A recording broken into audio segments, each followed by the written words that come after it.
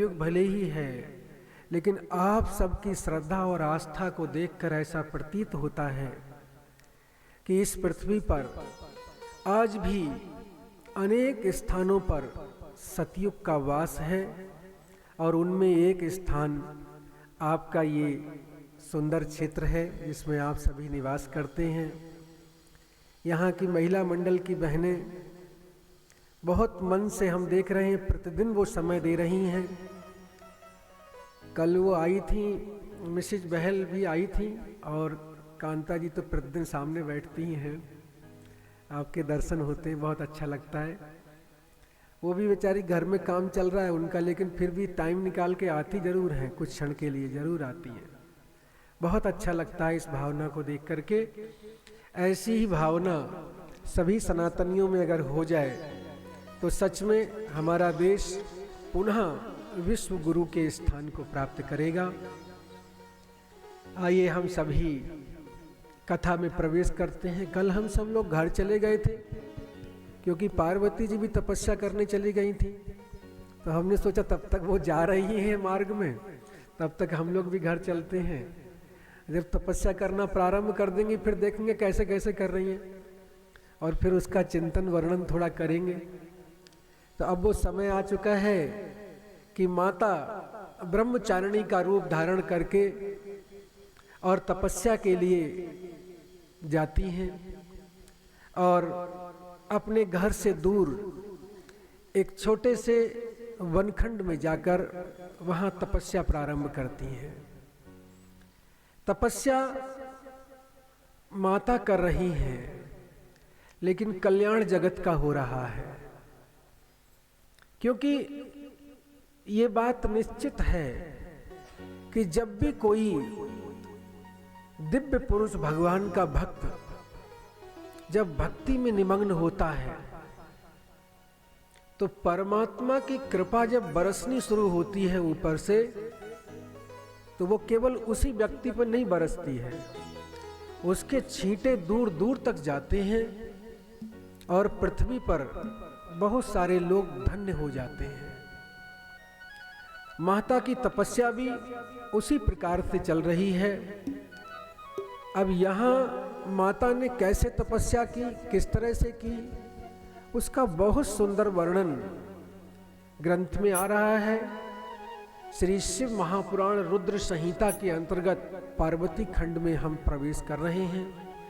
ये बहुत ही महत्वपूर्ण और कल्याणकारी प्रसंग है। तो आइए हम मंत्रों के उच्चारण के माध्यम से जो भी कथा को प्रारंभ कर रहे हैं। मातस्तप्तुं गमिष्यामि प्रातः प्राप्तुं महेश्वरम् अजुजानीय माम गन्तुं तपसेद्य तपोवनम्। माता पार्वती ने अपनी माता से प्रार्थना करके चली गई और उसके बाद वहां जब बैठती हैं तो पुनः एक पराशक्ति का स्मरण करती हैं। वो शक्ति जो पितृ रूप में, मातृ रूप में, कण कण में व्याप्त है, उस शक्ति का स्मरण करती हैं और प्रार्थना करके सबसे पहले उनसे अनुमति मांगती है। आप कोई भी कार्य प्रारंभ करो, किसी भी तरह का, सबसे पहले हमें अपने पितरों की जो शक्ति है उससे अनुमति मांगनी चाहिए, क्योंकि भगवान ने पितरों को ही यह अधिकार दिया है कि वो अपने अपने कुल को वरदान दे, आशीष दे। तो हमें सबसे पहले प्रार्थना करनी चाहिए उस शक्ति से, जो कि माता ने भी की। माता ने बैठ करके प्रार्थना की और कहती हैं, मातरम पितरम साथ प्रणिपत्य मुदा शिवा सखीभ्याम च शिवम स्मृत्वा तपस्तप्तुम समुद्गताः। अपनी मातृशक्ति पितृशक्ति इनका स्मरण किया और उसके बाद प्रसन्नचित्त होकर के भगवान शिव के चरणों का स्मरण किया। आप जो कार्य करने जा रहे हैं, जो कामना है, जो इच्छा है, यदि उसको लेकर स्मरण करके आप बैठते हैं, संकल्प पूर्वक बैठते हैं, तो निश्चित रूप से वो पूरी होती है। संकल्प में बहुत बड़ी शक्ति है, क्योंकि संकल्प का अर्थ ये हुआ कि आपने देवताओं की शक्ति को अपने साथ जोड़ दिया। अब दैवी शक्ति आपको उसका फल देने के लिए बाध्य है। दैत्यों को दिया, राक्षसों को वरदान दिया, तो मनुष्य को क्यों नहीं दे सकते? निश्चित रूप से देते हैं। यदि हमें कहीं नहीं मिल रहा है तो उसके पीछे हमारी आस्था में कमी है, आस्था में कमी है। एक बालक वो होता है कि जो रोता है तो माता उसके हाथ में एक खिलौना पकड़ा देती है। बालक बड़े प्रेम से उसको लेकर के हिलाने लगता है और उसको देख देख कर प्रसन्न होता है और उसी में खो जाता है, उस खिलौने से खेलता रहता है। दूसरा बालक वो होता है कि जो उसको माता कोई सुंदर वस्तु दिखा देती है, वो उसको देखता रह जाता है। लेकिन तीसरा बालक वो होता है कि जो ना तो खिलौना चाहिए उसे, ना कोई सुंदर वस्तु देखनी है, ना कोई खाने पीने की वस्तु चाहिए, उसे कुछ नहीं चाहिए। उसे चाहिए तो केवल और केवल अपनी माता की गोद चाहिए। जब तक माता उसे गोद में नहीं उठा लेती है, तब तक बालक किसी भी स्थिति में चुपता नहीं है। ये सच्चाई है। और देखिए, दुनिया की वस्तुएं थोड़े समय के लिए प्रसन्न कर सकती हैं, लेकिन पूरी तरह नहीं कर सकती। अंततः चाहिए वही होता है, गोद। परमात्मा से कुछ नहीं मांगना, प्रभु हमें कुछ नहीं चाहिए, केवल आपकी गोद चाहिए। अगर परमात्मा की गोद मिल जाती है तो फिर क्या प्राप्त करना असंभव है? अपनी गोद में बैठी हुई माता क्या बच्चे को दुखी होने देगी, कष्ट आने देगी उस पर? कदापि नहीं। इसी प्रकार से गोद चाहिए। और आप देखिए, माता अपने बालक को लेकर के मेला दिखाने जाती है। वहां पर बहुत भीड़ है। भीड़ में बालक माँ से हठ करता है, मुझे ये गुब्बारा चाहिए, ये खिलौना चाहिए। जो चीज उसको दिखती है वही मांगता है, वही मांगता है। अब माता इतनी वस्तुएं कहां तक दिलाए? बालक हट करके और विचलित होकर के माता की गोद से नीचे सरक जाता है और क्रोध में आकर के वहां से भागता है। जब भागता है तो भीड़ इतनी है कि उसमें माँ पीछे पीछे दौड़ती है, लेकिन लोग सामने आ जाते हैं, पता नहीं चलता। बालक दूसरी तरफ चला जाता है, माँ दूसरी तरफ चली जाती है, बालक खो जाता है। अब वहां के लोग उस बालक को पकड़ते हैं, गोद में उठाते हैं, लेकिन बालक रो रहा है, बहुत अधिक रो रहा है। वहां लोग उसे छुपाने के लिए जो भी खिलौना सामने आता है, सारे खिलौने देने का प्रयास करते हैं, खाने पीने की वस्तु देने का प्रयास करते हैं, लेकिन बालक प्रत्येक चीज को दूर कर देता है, केवल माँ के लिए रोता है। जब माँ की गोद में था तो खिलौने चाहिए थे, अब माँ की गोद से दूर हो गया तो सारे खिलौने जो अच्छे लग रहे थे वही दुखदाई लग रहे हैं, अच्छे नहीं लग रहे हैं, उनमें कोई रुचि नहीं बची। बस यही चीज हमारे जीवन के साथ में है कि जब तक हम अपने प्रभु परमात्मा की गोद में हैं, तब तक हमें सारी दुनिया, उसकी वस्तुएं अच्छी लगती हैं। अगर वो परमात्मा गोद से उतार दे, अर्थात अपनी कृपा का हाथ हमसे हटा ले, तो फिर संसार की कोई वस्तु अच्छी नहीं लगती। प्रत्येक वस्तु दुख देने वाली प्रतीत होती है। इसलिए मात्र केवल परमात्मा की गोद के लिए प्रार्थना करें।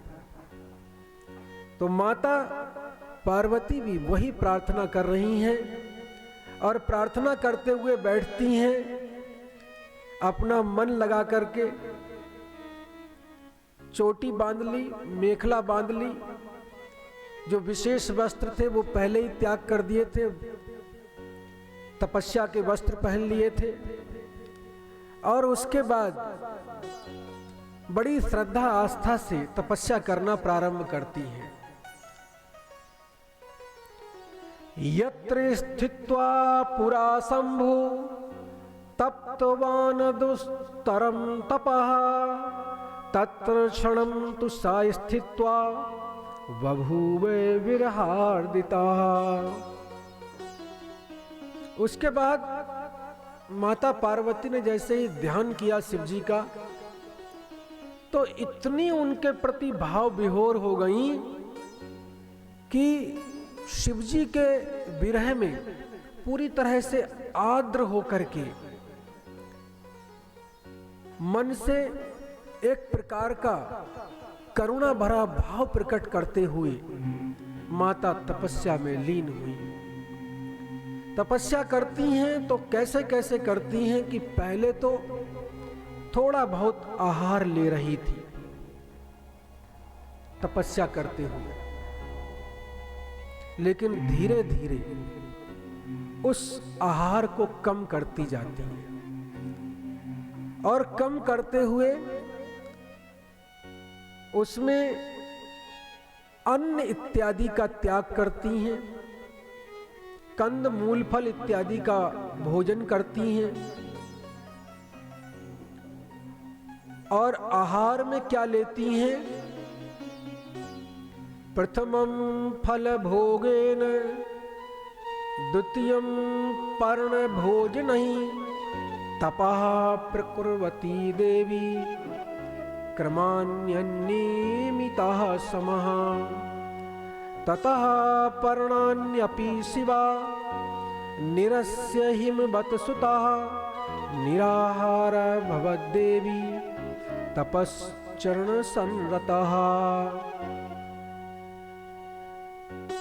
उसके बाद हिमालय की पुत्री शिवा पहले पत्ते खाकर के तपस्या कर रही थी, उसके बाद उन्होंने पत्ते भी छोड़ दिए, सर्वथा निराहार रह करके तपस्या में लीन हो गई। और उसके बाद कछु दिन भोजन बारी बतासा किए कछुक दिन कठिन उपवास। कुछ दिन तो उन्होंने वायु का भक्षण करके तपस्या की और उसके बाद वो वारी को भी छोड़ दिया, जल को छोड़ा और वायु को छोड़ा, पत्तों को छोड़ा, कंदमूल फल को छोड़ दिया। और उसके बाद माता क्या करती हैं? घनघोर तपस्या में लीन हो जाती हैं और इस प्रकार 60 वर्ष सहस्राणि यत्र तेपे तपोहरा तत्र क्षणं योषित्वा चिंतयामास सा शिवा। उसके बाद 60 वर्ष सहस्राणि, 60 वर्ष और हजार अर्थात 60,000 वर्ष तक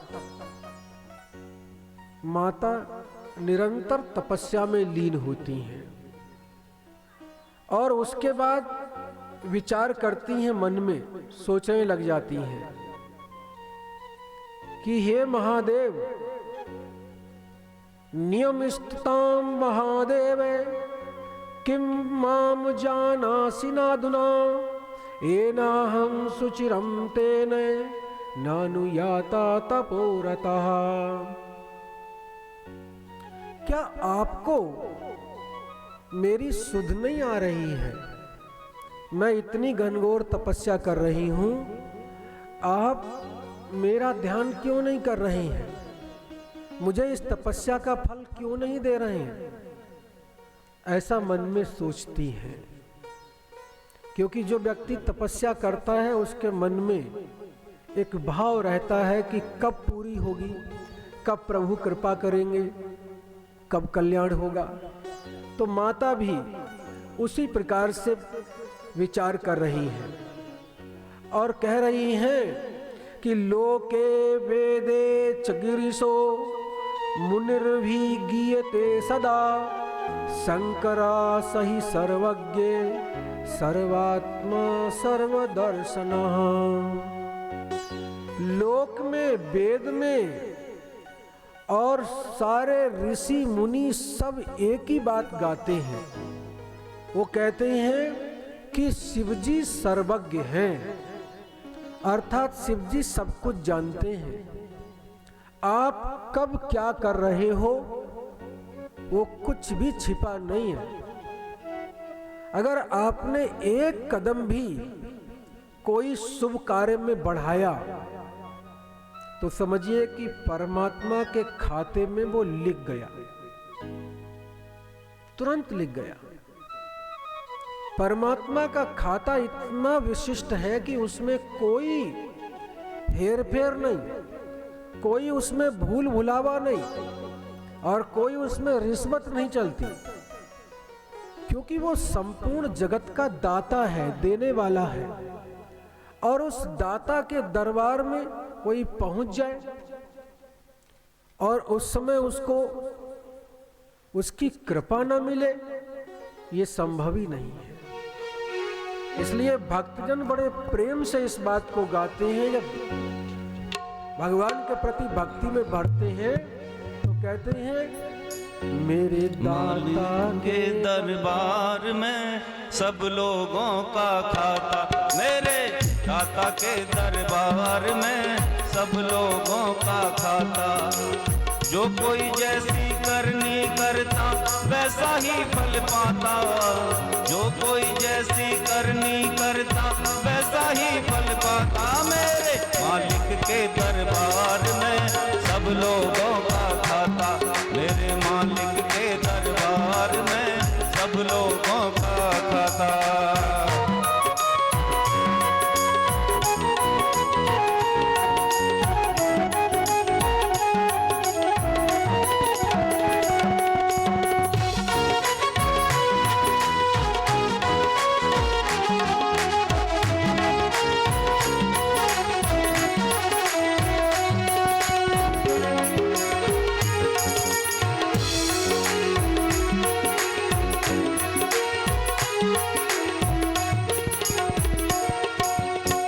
साधु क्या संत गृहस्थी, क्या राजा क्या रानी, क्या साधु क्या संत गृहस्थी, क्या राजा क्या रानी। प्रभु की बही में लिखी हुई है सबकी कर्म कहानी, प्रभु की बही में लिखी हुई है सबकी कर्म कहानी। बड़े बड़े वो जमा खर्च का, बड़े बड़े वो जमा खर्च का सही हिसाब लगाता। मेरे मालिक के दरबार में सब लोगों का खाता, मेरे मालिक के दरबार में सब लोगों का खाता। जो कोई जैसी करनी करता वैसा ही फल पाता, जो कोई जैसी करनी करता वैसा ही फल पाता। मेरे मालिक के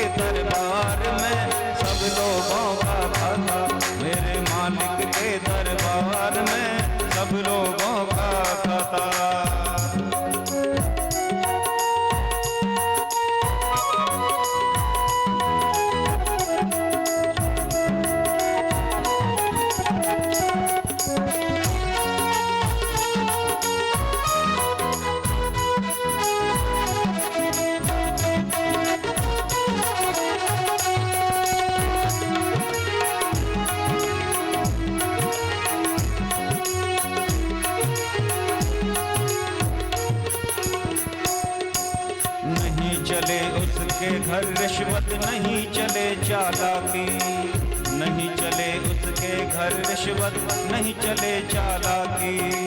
उसकी लेन देन की बंदे रीत बड़ी है बाकी, उसकी लेन देन की बंदे रीत बड़ी है बाकी। पुण्य का बेड़ा पार करे वो, पुण्य का बेड़ा पार करे वो, पाप की नाव डुबाता। मेरे मालिक के दरबार में सब लोगों का खाता, मेरे दाता के दरबार में सब लोगों का खाता। जो कोई जैसी करनी करता वैसा ही फल पाता, जो कोई जैसी करनी करता वैसा ही फल पाता। मेरे मालिक के दरबार में सब लोगों का खाता, मेरे मालिक के दरबार में सब लोगों का खाता।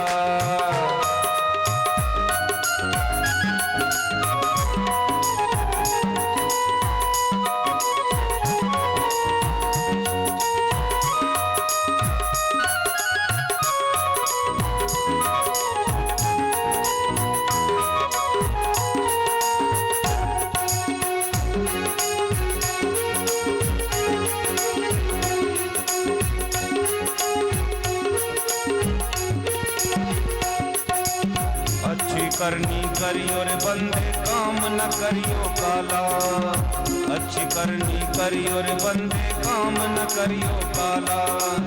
लाख आंख से देख रहा है तुझे देखने वाला, लाख आंख से देख रहा है तुझे देखने वाला। भले कर्म करते रहियो,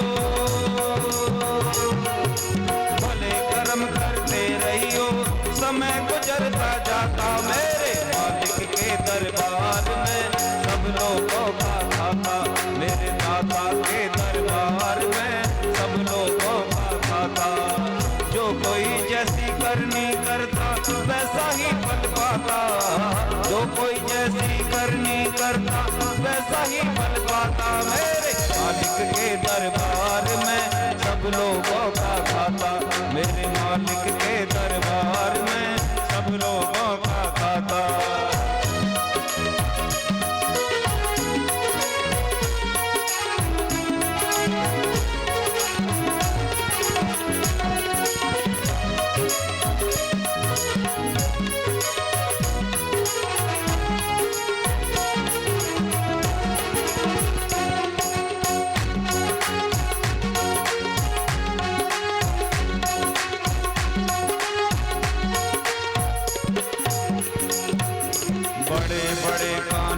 प्रभु के बड़ी बड़ी मर्यादा, बड़े बड़े कानून प्रभु के बड़ी कड़ी मर्यादा। किसी को कौड़ी कम नहीं देता, किसी को दमड़ी ज्यादा, किसी को कौड़ी कम नहीं देता, किसी को दमड़ी ज्यादा। इसीलिए वो सारे जग का, इसीलिए वो सारे जग का जगत सेठ कहलाता। मेरे मालिक के दरबार में सब लोगों का खाता, मेरे दाता के दरबार में सब लोगों का खाता।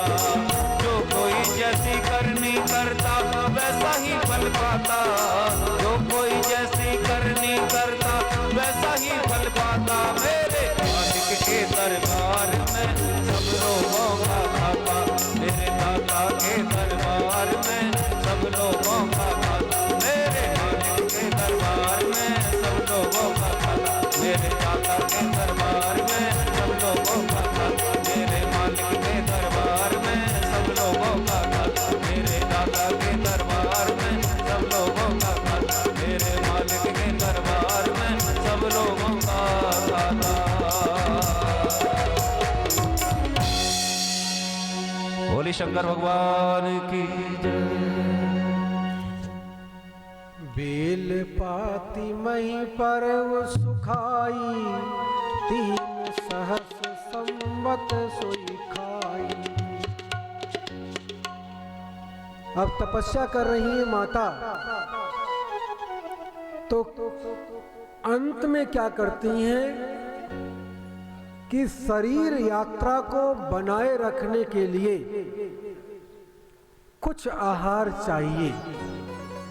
तो माता क्या करती हैं कि सोचती हैं कि अगर वृक्ष से कुछ तोड़ूंगी तो उसे कष्ट होगा, मेरी तपस्या में बाधा आएगी, पुण्य क्षीण होगा।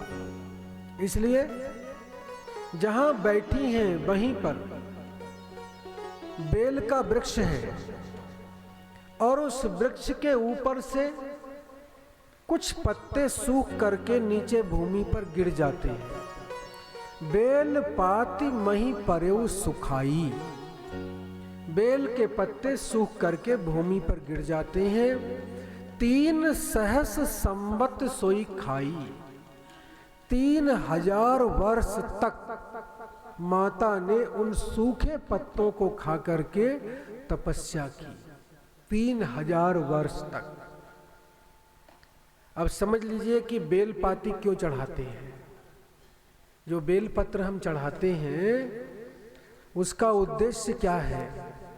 वो एक तपस्या का प्रतीक है कि माता ने बेल पत्र खाकर तपस्या की तो भगवान शिव मिले।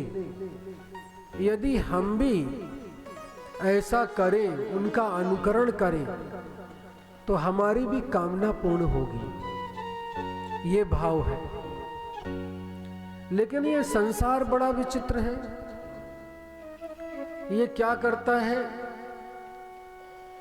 कि जो चढ़ाने वाली चीजें हैं वो तो भगवान के लिए वो अलग होती हैं, चढ़ाने वाली चीजें, और अपने खाने और उपयोग करने वाली चीज होती है वो अलग होती है। कोई भी वस्तु चढ़ानी हो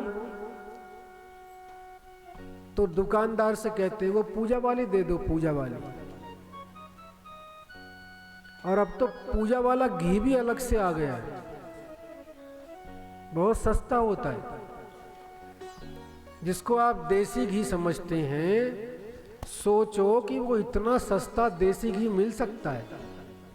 इतने भक्त नहीं है बेचने वाले कि जो आपके लिए इतना सस्ता देसी घी दे दे। वो पता नहीं क्या क्या चीज होती है, और उसको आप ला करके बड़े प्रेम से भगवान की आरती करते हो, दीपक जलाते हो। नहीं करना चाहिए। जो अशुद्ध चीजें हैं उनका प्रयोग नहीं करना चाहिए। सबसे अच्छा है तिल का तेल लीजिए, वो भी शुद्ध वाला, थोड़ा महंगा मिलेगा, लेकिन शुद्ध तिल का तेल लीजिए। अपने घर में दीपक जलाने के लिए कोई आवश्यकता नहीं है देसी घी का प्रयोग करने की, क्योंकि जब देसी घी या तो शुद्ध मिल जाए, भैंस का, गाय का, तो फिर तो ठीक है, शुद्ध मिले तो प्रयोग करो, कोई समस्या नहीं। लेकिन इन अशुद्ध चीजों का प्रयोग करके घर में अपने तामसिकता को बढ़ाया जाता है और कुछ नहीं होता है। ध्यान रखिए। ये जो धूप बत्ती बाजार से लाते हो ना, कभी ध्यान से देखिएगा, इसको जलाने के बाद इतना धुआं निकलता है। थोड़ी सी सुगंध आएगी शुरू में, बाद में ऐसा लगता है जैसे कोई टायर जल रहा हो, और थोड़ी देर वहां उसके पास में बैठ जाओ तो सिर भारी हो जाएगा। अब इसके बनने की प्रक्रिया क्या होती है? उसमें ये लोग लकड़ी का बुरादा, कोयला और विशेष करके उसको गीला करने के लिए गाड़ियों में से निकला हुआ जो काला तेल होता है, मोबिलाइल, वो उसमें मिलाया जाता है। उसके बिना नहीं बनाते। हमने बहुत प्रयास किया इसके लिए। हमने चाहा कि हम भी जो 33 प्रकार की जड़ी बूटियां हैं उससे हम धूप तैयार करें, और उसके लिए हमने जब बात की इन लोगों से तो सबने कहा कि वो तेल तो डालना ही पड़ेगा। हमने कहा वो तो तामसिक है, लोहे में चलने वाला तेल, वो आप इसमें धूप में मिला रहे हो तो वो सात्विक कैसे हो सकता है, इसलिए हम उसका प्रयोग नहीं कर सकते। बोले फिर नहीं बन पाएगी। तो बड़ी मुश्किल में एक मशीन वाला ऐसा मिला, उसने कहा आप ऐसा करो, सूखी धूप कोन बनवा लो, फिर हमने वो बनवाए केवल जड़ी बूटियों से, उसमें और कुछ नहीं मिलाया। 33 प्रकार की जड़ी बूटियों से शुद्ध धूप कोन तैयार करवाए, दिखाएंगे आपके लिए। वो धूप कोन, उनका धुआं पता ही नहीं चलेगा और पूरे कमरे के अंदर सुगंध ऐसी बस जाएगी, दिव्य सुगंध। अगर प्रयास करोगे तो हर चीज संभव है, आप स्वयं भी कर सकते हो। कितनी चीजें ऐसी होती हैं कि माताएं बहनें अपने आप से बना करके फिर भगवान की भक्ति में प्रयोग करती हैं। कुछ बनाया आपने? अगर कुछ बना रहे हो तो कोशिश करो, बनाओ, तैयार करो और फिर उसका प्रयोग करो, फिर उसका चमत्कार देखिए कैसे होता है। क्योंकि अगर आपका पूजा करने का जो हव्य पदार्थ है, अगर वो शुद्ध है तो देवता ग्रहण करते हैं, और देवता ग्रहण करते हैं तो वो फल देते हैं। अगर वो हमने शुद्ध चीज ही प्रस्तुत नहीं की तो देवता ग्रहण नहीं करेंगे, और देवता ग्रहण नहीं करेंगे तो फल नहीं मिलेगा। इसलिए हम प्रयास करें कि शुद्ध चीज का ही प्रयोग करें, तभी महत्वपूर्ण है। यहां माता पार्वती क्या कर रही हैं कि वो सूखे पत्ते खा करके तपस्या कर रही हैं, और उसके बाद कुछ दिन बाद सूखे पत्ते भी त्याग देती हैं। पुनि परे हरे वो सुखाने वो परना, उमही नाम तव भयो अपर्णा। उसके बाद जब सूखे पत्ते भी त्याग दिए तो उनका नाम हो गया अपर्णा। अपर्णा नाम होता है ना, कन्याओं का रखा जाता है, वो माता पार्वती का ही नाम है अपर्णा। जिसने पत्ते का त्याग कर दिया वो अपर्णा हो गई। इस प्रकार से तपस्या की। अब हम क्या करते हैं, पत्ते चढ़ा तो आते हैं लेकिन प्रसाद में उसे स्वयं ग्रहण नहीं करते। अरे चढ़ा रहे हो तो स्वयं भी तो ग्रहण करो, और उस दिन कम से कम एक समय का भोजन त्याग करके उस पत्ते को खा करके तपस्या करो। मन में एक भावना आए कि माता ने तपस्या की थी तो हम भी करेंगे उसी आधार पर, फिर चमत्कार देखिए। ऐसी चीजें हमें ग्रंथों से लेनी चाहिए और करना चाहिए, बहुत महत्वपूर्ण होती है। लेकिन कई लोग ऐसे भ्रम में पड़े हुए हैं, अब किसी ने बता दिया टेलीविजन पर या यूट्यूब पर कि बेल के पत्ते लो, उस पर शहद लगाओ और शिवलिंग पर चिपका दो। अब लोग इसमें पड़ जाते हैं। बूढ़ी माता सुबह सुबह अपना पत्ते लेकर के पहुंच गई, 21 पत्ते और शहद लेकर के, और लगी चिपकाने शिवलिंग पर। अब लोग आए जल चढ़ाने के लिए, नहीं नहीं नहीं नहीं, दूर रहना, अभी नहीं चढ़ाना, अभी नहीं चढ़ाना, मैं पत्ते चिपका रही हूं। अब लोग बड़े परेशान, क्या करें, माता चिपकाई जा रही पत्ते, सबको डांटे जा रहे हैं। अब बताइए कि ये क्या औचित्य है इस चीज का। लेकिन बस लोग जो मन में आ रहा है बता रहे हैं और लोग कर रहे हैं। गोस्वामी तुलसीदास जी ने कहा रामचरितमानस उत्तरकांड में कि मार्ग सोई जो जागो भावा, पंडित सोई जो गाल बजावा। कलयुग में क्या होगा, जो मार्ग जिसको अच्छा लगेगा वो उस पर चलेगा, और विद्वान लोग उसको मानेंगे कि जो बहुत गाल बजाने वाला हो, अर्थात बहुत बोले, बड़बोला हो। लोग सोचते हैं इतना कुछ बोल रहे हैं, इतना कुछ कह रहे हैं तो इसका मतलब सही कह रहे होंगे। लेकिन ध्यान रखने की बात है, थोड़ा अपनी बुद्धि विवेक का प्रयोग करना चाहिए। क्या उचित है, क्या अनुचित है, इसको ध्यान दें। हमारी भक्ति से अगर दूसरे लोग बाधित हो रहे हैं तो ऐसी भक्ति नहीं करनी चाहिए। हमें किसी को बाधा नहीं डालनी है। माता ने भी नहीं डाली, स्वयं भक्ति की, लेकिन किसी को बाधित नहीं किया माता ने। अब इस प्रकार से तपस्या करते करते उनका शरीर बिल्कुल क्षीण हो गया। तभी आकाशवाणी हुई।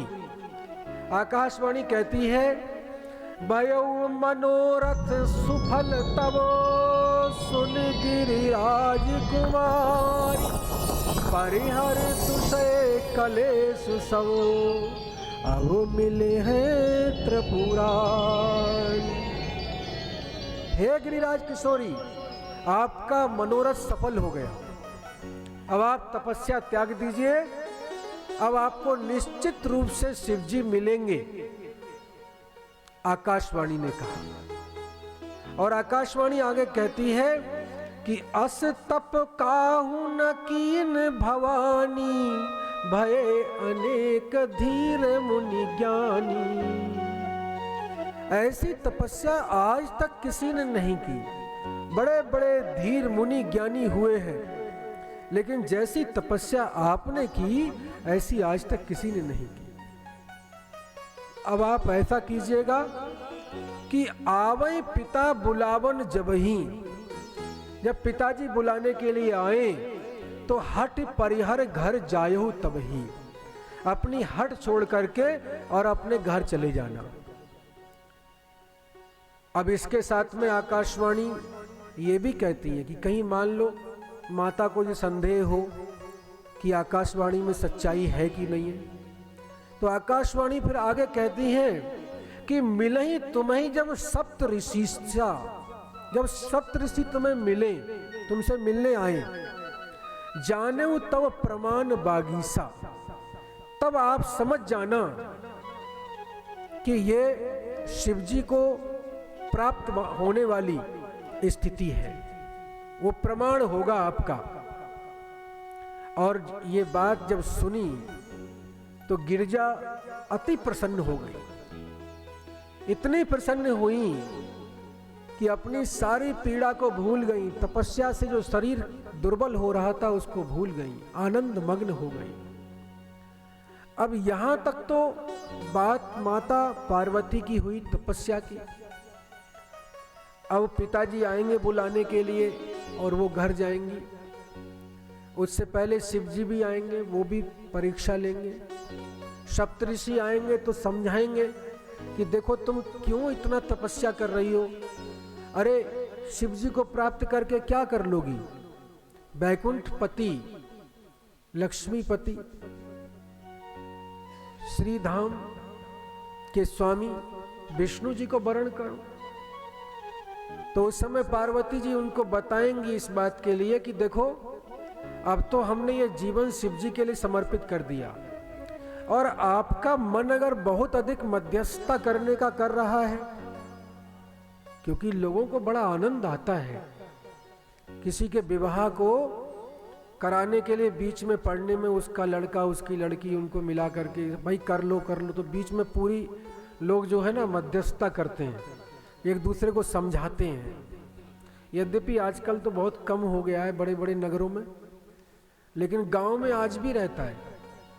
लोग 10-10, 20-20 कोस जाते हैं। किस काम के लिए जा रहे हैं?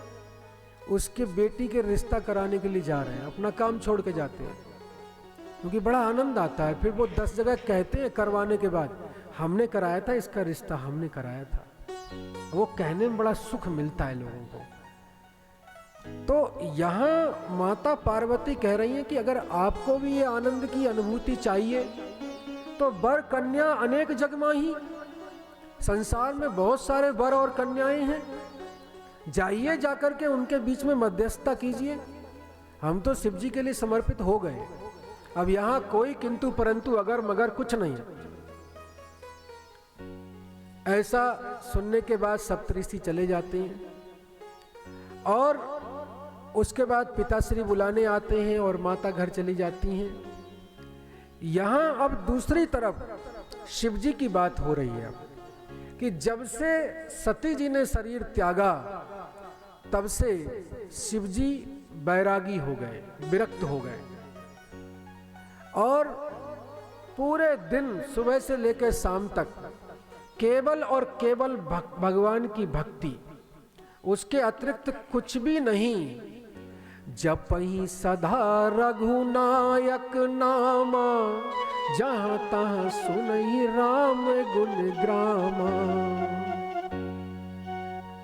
केवल राम का स्मरण करते हैं और यत्र तत्र सर्वत्र जहाँ भी जाते हैं वहाँ केवल भगवान राम के गुणों का गान सुनते हैं। ऐसे बैरागी हो गए। अब भगवान राम ने जब देखा, नेम प्रेम शंकर कर देखा, अविचल हृदय भगत की रेखा। राम जी ने जब देखा शिव जी का ये भक्ति वाला भाव, तो प्रगटे राम कृतज्ञ कृपाला, रूपशील निधि तेज विशाला। प्रकट हो गए शिव जी के सामने, चतुर्भुजी रूप में प्रकट हुए और प्रकट होकर के बहुत प्रकार से शिव जी के नेम और प्रेम को सराहना करते और बहुत प्रकार से समझाया और कहा कि देखो अब आप पार्वती जी से विवाह के लिए तैयार हो जाओ। जब आपके पास विवाह का प्रस्ताव आए तो स्वीकार कर लेना। अब शिव जी कहते हैं कि देखो ये बात ठीक नहीं है, अब हम बैरागी हो चुके हैं, विवाह नहीं करना हमें। अब हमें तो भगवान की मस्ती में आनंद में डूबने में ही सुख मिल रहा है, इसलिए हमें कुछ नहीं करना। कहे शिव यद्यपि उचित अस नाही, नाथ बचन पुनि मेट न जाही। शिव जी कह रहे हैं कि यद्यपि यह बात उचित नहीं है, आप हमसे कह रहे हैं कि विवाह कर लो, हम बैरागी होगा, विवाह क्यों करें हम। एक बैरागी व्यक्ति को बड़ा सुख मिलता है बैराग में, क्योंकि उस समय उस पर कोई दायित्व नहीं होता, कोई किसी प्रकार की जिम्मेदारी नहीं। एक व्यक्ति जंगल में बैठा है पेड़ के नीचे गर्मी के दिन और अपने पैर लंबे करके बैठा हुआ है और कुछ गा रहा है। उधर से एक महात्मा जी निकले, बोले भाई तुम्हारा विवाह हो गया। उसकी मस्ती देखकर पूछते कि विवाहित व्यक्ति इतना मस्त कैसे हो सकता है, संभव ही नहीं। तो महात्मा जी पूछते तुम्हारा विवाह हो गया है? बोले नहीं। बोले फिर विवाह कर लो। बोले उससे क्या होगा? बोले उससे तुम्हारा घर बस जाएगा। बोले घर बस जाएगा तो उससे क्या होगा? बोले पत्नी आपका सहयोग करेगी। बोले अच्छा सहयोग करेगी, फिर उससे क्या होगा? बोले घर में पति पत्नी मिलकर रहोगे, बच्चे होंगे। बोले फिर क्या होगा? बोले बच्चे बड़े हो जाएंगे, फिर आपकी सेवा करेंगे। बोले हाँ फिर क्या होगा? बोले जब बच्चे सब कुछ करने लग जाएंगे और फिर आराम से आप अपने पैर फैला करके सोना और भगवान की भक्ति करना। बोले वो तो हम अभी कर रहे हैं, उसके लिए इतने आडंबर की क्या आवश्यकता है? ये सब करने के बाद हम करें, वो तो हम कर ही रहे हैं। इस समय भगवान की भक्ति कर रहे हैं, पैर फैला के बैठे, आनंद आ रहा है, सुख मिल रहा है, उसके लिए क्यों हमें प्रपंच में फंसा रहे? महात्मा जी चले गए वहां से। बोले इसके मन में सच्चा बैराग जाग गया, अब ये कुछ नहीं करेगा। तो शिव जी के मन में ही बैराग जागा हुआ है, अब बड़ा सुख मिल रहा है भगवान की भक्ति में, तैयार नहीं हो रहे विवाह के लिए। लेकिन राम जी ने जब बार बार उनको कहा तो शिव जी कहते हैं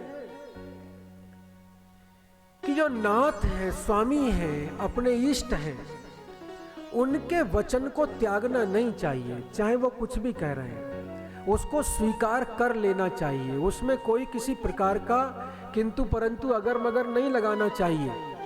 इसलिए यद्यपि हमें उचित नहीं लग रहा है, लेकिन फिर भी आप कह रहे हो तो हम मान लेते हैं। क्यों? मात पिता गुरु प्रभु के वाणी, विनहि विचार करियो शुभ जानी। बहुत सुंदर चौपाई। अपने बच्चों को ये अवश्य सुनाइए और उनको समझाइए, इसका अर्थ समझाइए, क्योंकि ये चीजें अमृत हैं, अमृत जीवन के लिए। यही तो चाहिए। क्या कहा गया?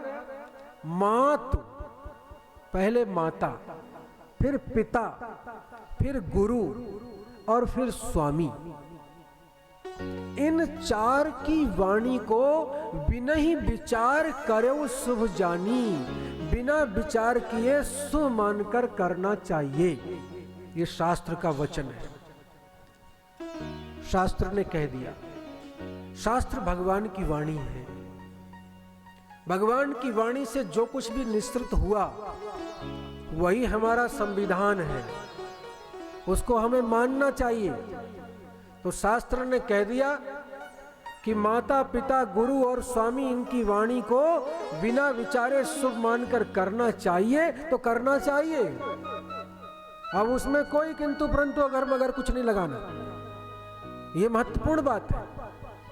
और अगर ये बच्चों के अंदर आ जाता है तो समझिए घर परिवार स्वर्ग बन जाते हैं, स्वर्ग बन जाते हैं।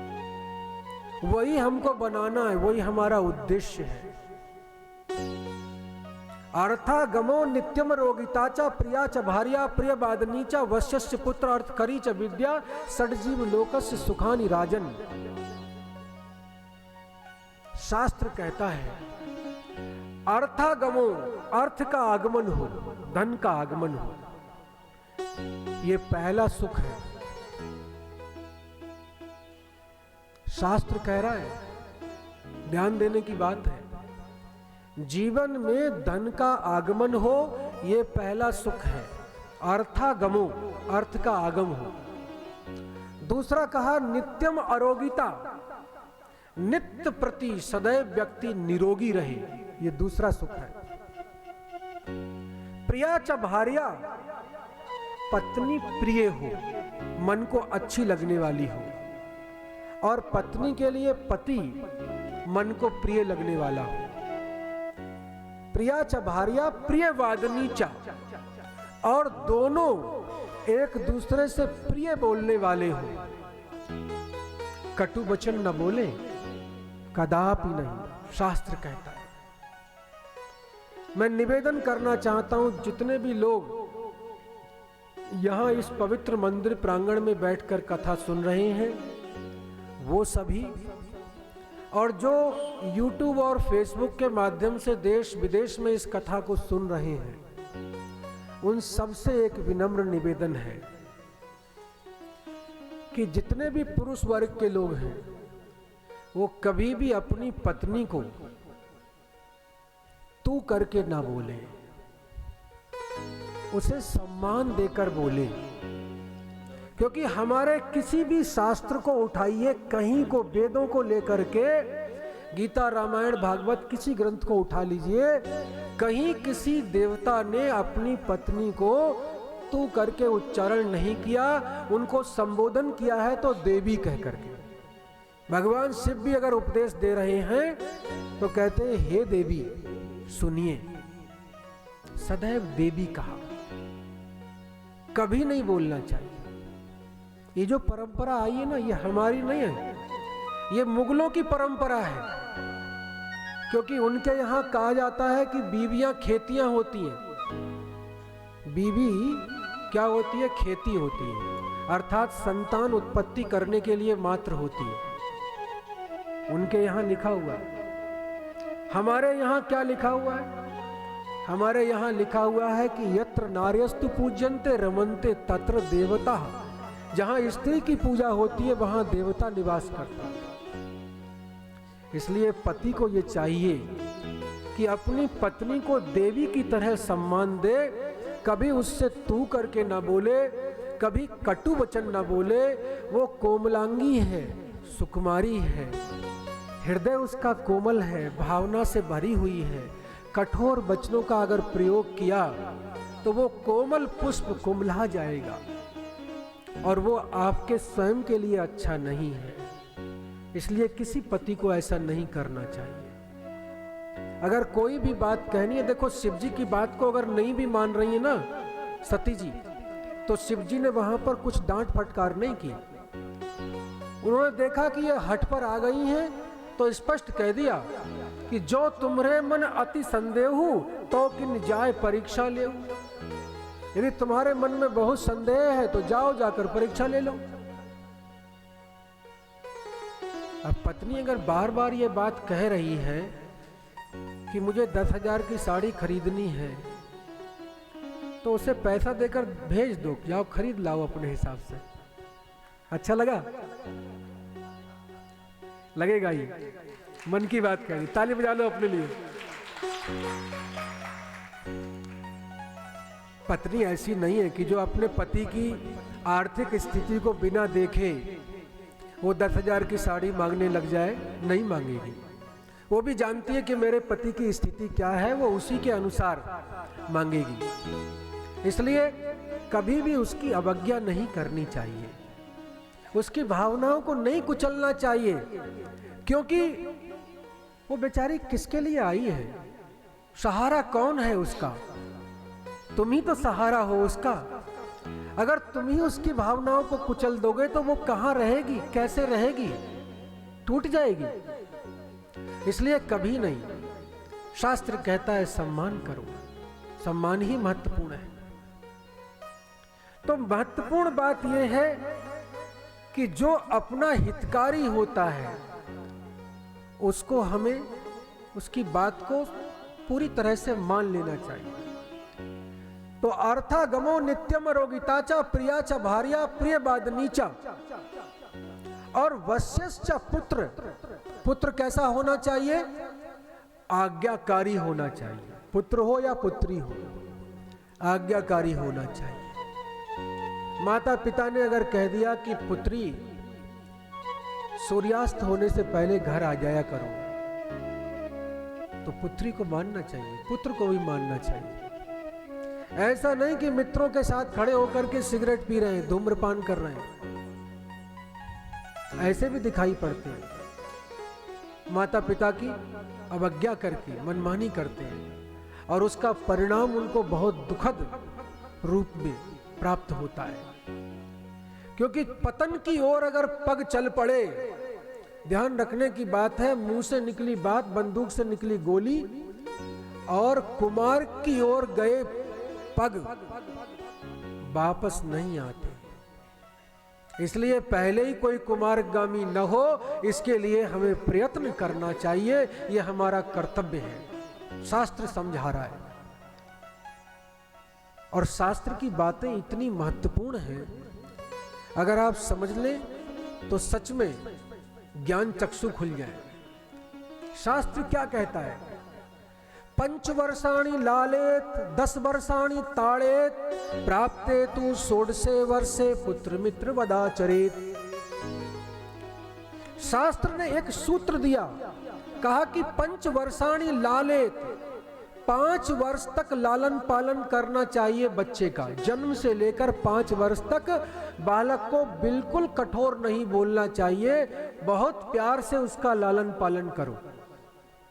और जो अगले 10 वर्ष हैं, 5 के बाद 15 तक, 10 वर्षाणी ताड़ेत, अर्थात उस 10 वर्षों में उसे अनुशासन में रखिए, नियंत्रण में रखिए, एक एक चीज अनुशासन की उनको सिखाइए।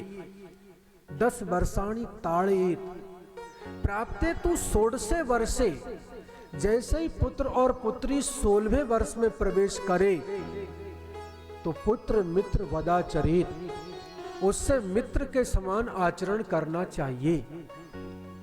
हम लोग क्या करते हैं? बिल्कुल विपरीत करते हैं। जब बच्चा छोटा होता है उस पर झुंझलाते हैं, क्रोध करते हैं, इसने ये चीज तोड़ दी, ये गिरा दी, इसने यहाँ गंदगी कर दी, यहाँ ये कर दिया। और कई बार तो लोग छोटे बच्चे को जो 4-5 साल का होता है उसको मारपीट भी कर देते हैं। ये बहुत अनुचित है, महापाप का कार्य है, शास्त्र इसकी अनुमति नहीं देता बिल्कुल। और मूर्खता क्या करते हैं, जैसे वो थोड़ा बड़ा हो जाता है, 5 साल से ऊपर आता है, तो 15 वर्ष तक उसको इतनी छूट देते हैं, इतनी छूट देते हैं कि बालक जो मांगता है वही दे देते हैं। बस समझिए वहीं उसके रास्ते बिगड़ने शुरू हो जाते हैं। जहां शास्त्र ने कहा कि अनुशासन में रखो, वहां आप उसको नियंत्रण से रहित कर रहे हो, उल्टा कर रहे हो। और उसके बाद जब वो कुमार्ग पर चल पड़ता है, तब प्रयास करते हैं कि अब इसको रोको। अब उसको रोकने का प्रयास करते हैं 16-17 साल का जब होता है तब। ये सबसे बड़ी मूर्खता है, क्योंकि उस समय बच्चा कभी भी आपके नियंत्रण में नहीं आ सकता, क्योंकि ये चीजें पहले से जब कच्चा घड़ा है ना, उसी समय उसे आकार दे लो, जब पक जाएगा तो आकार नहीं दे पाओगे, शास्त्र ने कहा। इसलिए अब ये सुख हो गया, बता दिया कि 5 वर्षाणि लालेत 10 वर्षाणि ताड़ेत प्राप्ति तो 16 वर्षे पुत्र मित्र वदाचरेत। यहां कहा कि वश्यश्च पुत्र अर्थ करी च विद्या, पुत्र पुत्री आज्ञाकारी हो और विद्या धन प्रदान करने वाली होनी चाहिए। जो विद्या प्राप्त की है उससे धनार्जन हो, यह भी सुख है जीवन का। अर्थ करी च विद्या षड जीव लोकस्य सुखानि राजन। हे राजन, ये 6 जीव लोक के सुख हैं, इन सुखों को मानना चाहिए, ध्यान देना चाहिए। तो शिव जी यहां कह रहे हैं कि क्योंकि आप हमारे बड़े हैं, आप हमारे प्रभु हैं, आप स्वामी हैं, इसलिए आपकी बात को उचित अनुचित बिना कुछ विचार किए हम मान लेते हैं। सिर धर आयुष करो तुम्हारा, परम धर्म ये नाथ हमारा। आपकी आज्ञा, आपका आयुष हम सिर पर धारण करते हैं, क्योंकि ये हमारा परम धर्म है, हम इससे विचलित नहीं हो सकते। शिव जी ने जब ये बात कही तो प्रभु तोषौ सुन शंकर बचना, भगवान शिव जी के वचन को सुनकर संतुष्ट हो गए और उसके बाद भगवान अंतर्ध्यान हो गए। अब सप्तऋषि शिव जी पर आए और शिव जी से कहा कि पार्वती पे जाओ तुम, प्रेम परीक्षा ले, गिरई प्रेम पठयो भवन, दूर करो संदेव। सप्तऋषियों ने शिव जी को समझाया कि जाकर परीक्षा लीजिए पार्वती जी की और उनको प्रेरित करके घर भेज दीजिए। शिव जी ने वही किया। अब उसके बाद आगे स्थिति क्या आती है? अब विवाह के लिए तैयारियां शुरू हो रही हैं। तो नारद मुनि पहुंच गए माता पार्वती के पास, लगे समझाने कि देखो तुम क्यों हट कर रही हो। माता पार्वती ने कहा कि हम हट नहीं कर रहे हैं, हमारा जो निर्णय है वो अटल है। इसलिए मुनिवर, ये शरीर जो है ना हमारा, ये पर्वत से उत्पन्न हुआ है और पर्वत को लोग जड़ कहते हैं और जड़ किसी की बात नहीं सुनता। हम भी किसी और की बात नहीं सुनेंगे, हमारे मन में जो आ गया वही हमें करना है। और आप क्या करोगे? आपने तो पहले एक बार जाकर के दक्ष सुता को उपदेश दिया था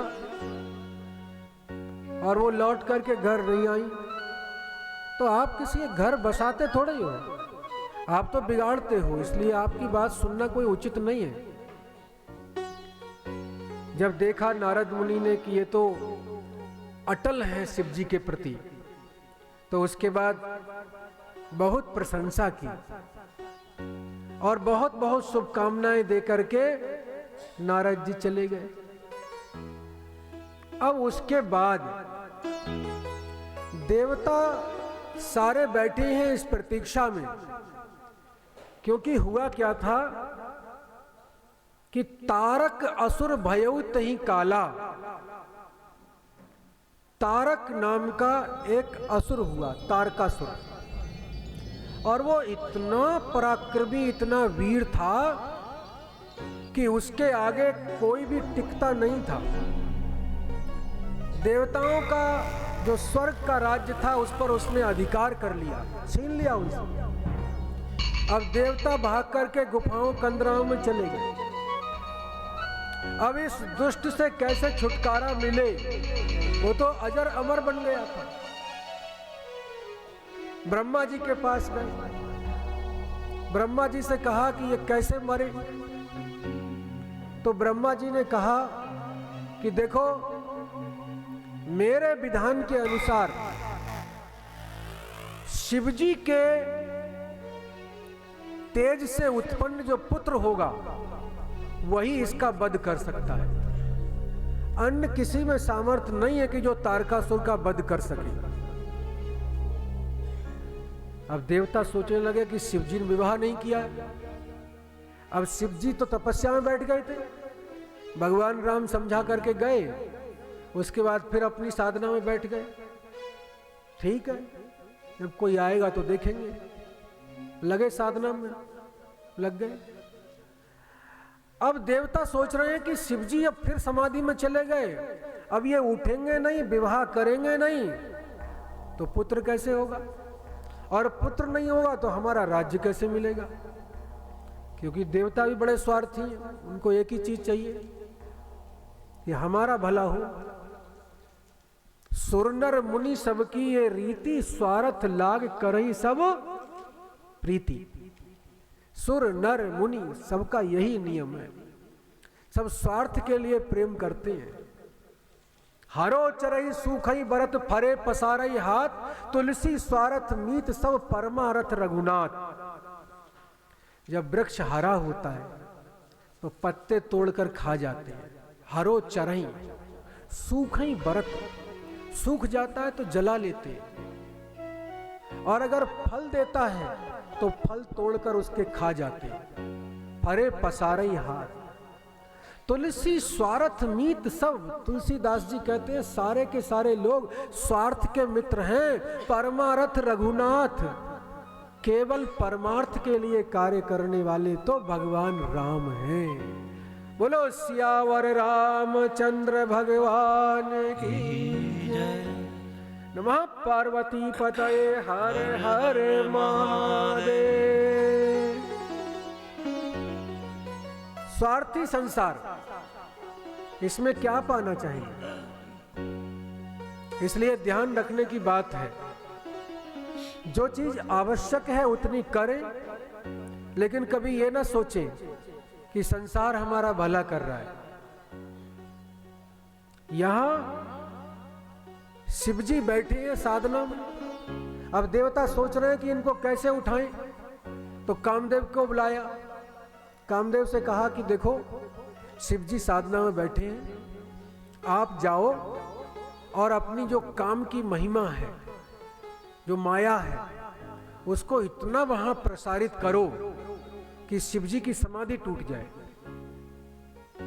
कामदेव ने कहा, शिवजी, उनके पास तीसरा नेत्र है, और उनके पास जाना और उनकी साधना को भंग करने का अर्थ समझते हो? क्या हो सकता है? हो सकता है जीवन से ही हाथ धोना पड़े। इसलिए भाई मैं नहीं जाऊंगा, क्षमा करो मुझे, शिवजी के पास नहीं जाऊंगा, और किसी को कहो तो चला जाऊंगा।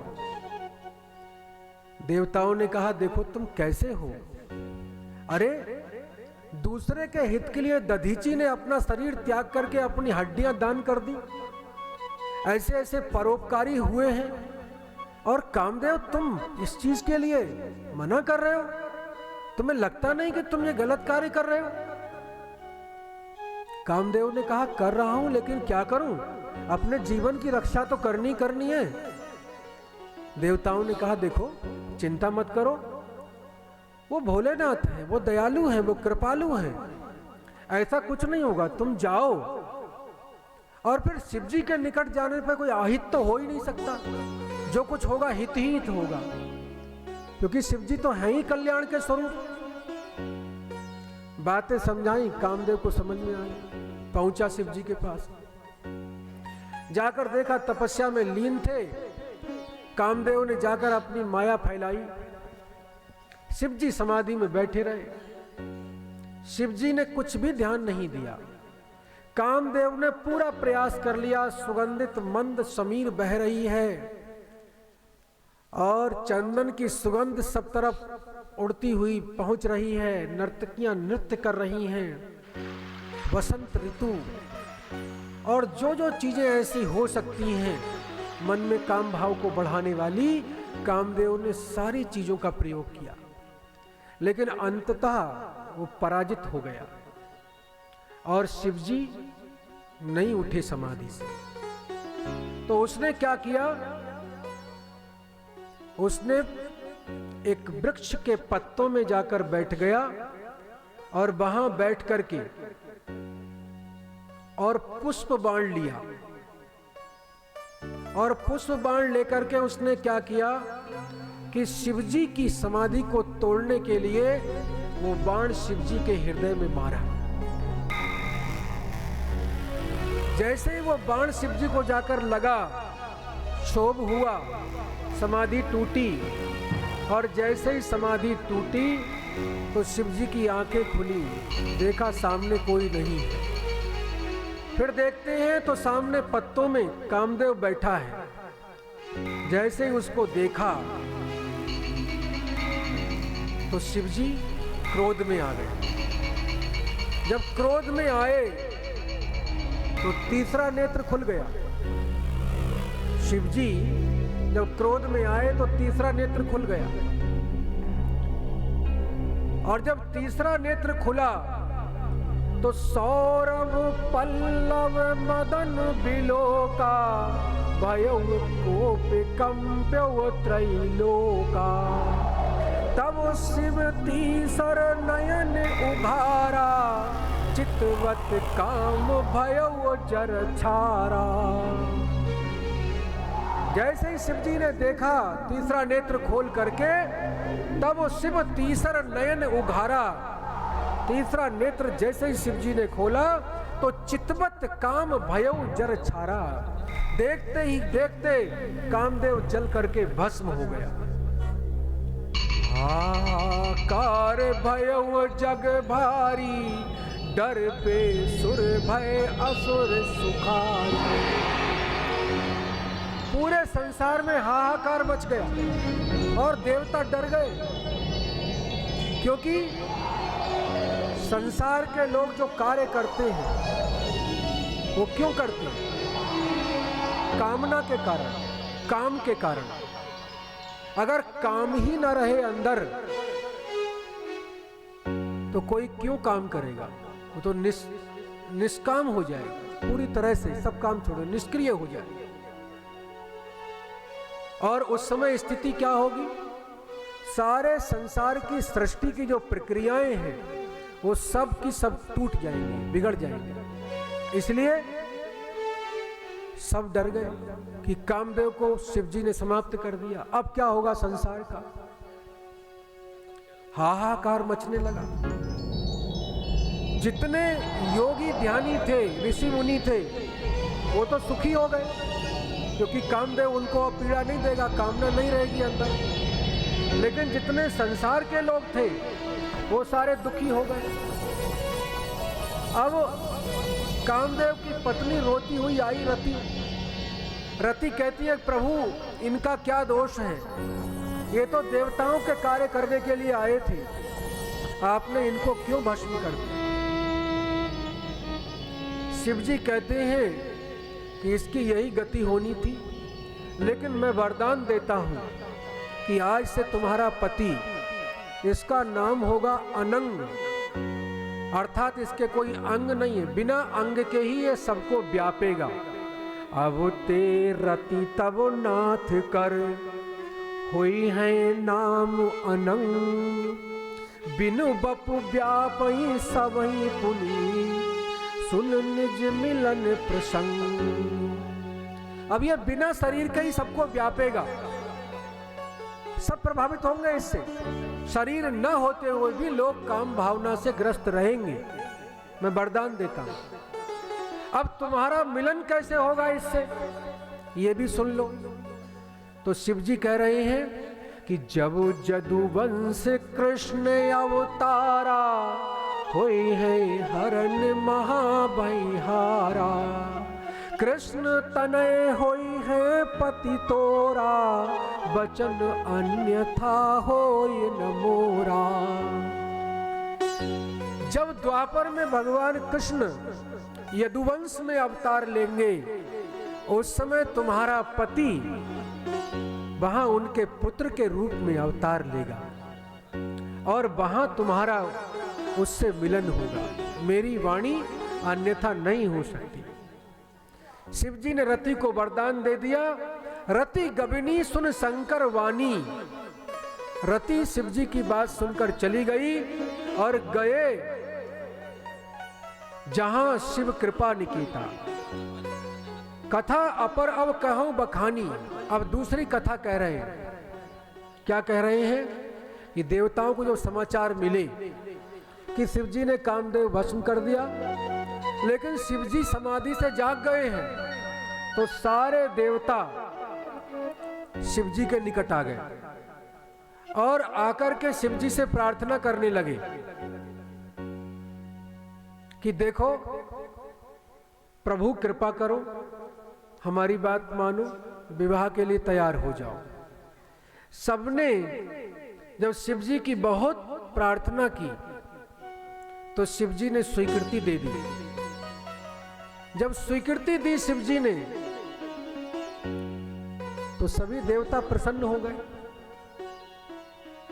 प्रसन्नचित होकर तैयारियां करने लगे। अब जब बात पूरी तरह से निश्चित हो जाए, कोई बाधा विघ्न बीच में ना रहे, तो फिर क्या होता है? जितने संबंधी होते हैं सारे प्रसन्न हो जाते हैं। अब विवाह होगा और प्रसन्नचित होकर सब तैयारी में लग जाते हैं। कन्या पक्ष के लोग कन्या को तैयार करते हैं, वर पक्ष के लोग वर को तैयार करते हैं, और तैयारियां चलती हैं। तो उस समय प्रयास क्या होता है? प्रयास यह होता है कि ऐसे परिधान कन्या को पहनाए जाएं जो किसी ने आज तक नहीं पहने हो, सबसे सुंदर लगे। वैसे तो विवाह वाली कन्या को तैयार किया ही जाता है इस तरह। वैसे भी स्त्री वर्ग की तो ये विशेष अभिलाषा रहती है। दुकान में जाएंगी तो वहां पर प्रयास ये करेंगी कि किसी ने आज तक ऐसी साड़ी न पहनी हो, वो वाली मिलनी चाहिए।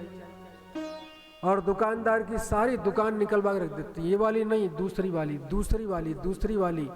और वो बेचारा परेशान हो जाता है, कौन सी दूसरी वाली। अब ये इन लोगों ने परेशान होकर क्या किया? इन्होंने अपनी दुकानें ऐसी बना दी कि उसमें जितना भी उनके पास है वस्त्र, वो सारा का सारा उन्होंने टांग दिया, लटका दिया। ऐसे मॉल बना दिए। अब जाओ और दिन भर अपने खोपड़ी खपाते रहो, वो बैठे अपने आराम से, जो चुनना है चुन लो। अब उसमें 6-6 घंटे निकल जाते हैं। ये नहीं ठीक है, वो नहीं ठीक है, ये ऐसी रहेगी, वो वैसी रहेगी, ये तो काम वाली ने भी पहनी थी, ये तो पड़ोसन ने भी पहनी थी। अब इतनी समस्या हो जाती है कि उसमें चलो दुकान वालों का तो सिर दर्द खत्म हुआ, लेकिन अब आपका अपना ही बढ़ गया। क्योंकि अब क्या होता है कि अब वो चयन की समस्या आती है, चुनाव करना बड़ा कठिन होता है। अब जैसे तैसे करके चुनाव करके मान लो ले भी आए घर पे, तो अब अगर किसी के यहाँ विवाह हो रहा है और विवाह भी किसी अपने निकटतम संबंधी के यहाँ हो रहा है, तो उस समय क्या होता है? जाना है शाम को, विवाह में जाना है सम्मिलित होने के लिए। अब पति तो गए जाकर के अपना जो कोट पैंट कुछ भी रखा है अपने पहना, अब तैयार हुए अपना, और तैयार होकर गाड़ी की चाबी ली, जाके गाड़ी में बैठ के जल्दी आओ। अब पत्नी खड़ी है अलमारी के सामने, ये वाली कि ये वाली, नहीं ये ठीक नहीं है, ये इसका कलर ठीक नहीं है, इसका ये ठीक नहीं है। अब उसमें तर्क वितर्क चल रहा है। अब वो बाहर खड़े हुए हारन दिए जा रहे हैं, जल्दी आओ जल्दी आओ। अब वो लगी पड़ी है चुनाव करने में, चुनाव ही नहीं हो पा रहा है। बड़ी समस्या होती है। जितनी चीजें बढ़ेंगी ना उतनी चुनाव की समस्या आएगी। इसलिए आंख बंद करके पहन लो। और शास्त्र तो ये कहता है किमिभिः मधुराणाम मंडनम नाकृतीनाम, जो सुंदर आकृति वाले लोग होते हैं उनके लिए कौन सी चीज आभूषण नहीं होती। कुछ भी पहन लो, सब आभूषण लगते हैं, सुंदर लगते हैं। और देखिए, सुंदरता की कोई परिभाषा नहीं है। आप ये सोचो कि यही सुंदर है, ये कहना कठिन है। क्योंकि परमात्मा ने जितने भी लोग बनाए अपनी सृष्टि में, परमात्मा ने कोई भी असुंदर नहीं बनाया, कुरूप नहीं बनाया। उसने सारी सृष्टि अपनी सुंदर बनाई है। ये अलग बात है कि देखने का दृष्टिकोण जो है वो सबका अलग अलग है। अब किसी को कुछ पसंद है, किसी कुछ पसंद है, रुचि अपनी अपनी, लेकिन सब पूरी सृष्टि सुंदर है। इसलिए सौंदर्य को जहां देखोगे वहीं मिल जाएगा। सौंदर्य अपने मन में होना चाहिए। अगर मन सुंदर है तो हर वस्तु सुंदर लगेगी, और मन सुंदर नहीं है तो कुछ भी सुंदर नहीं लगेगा।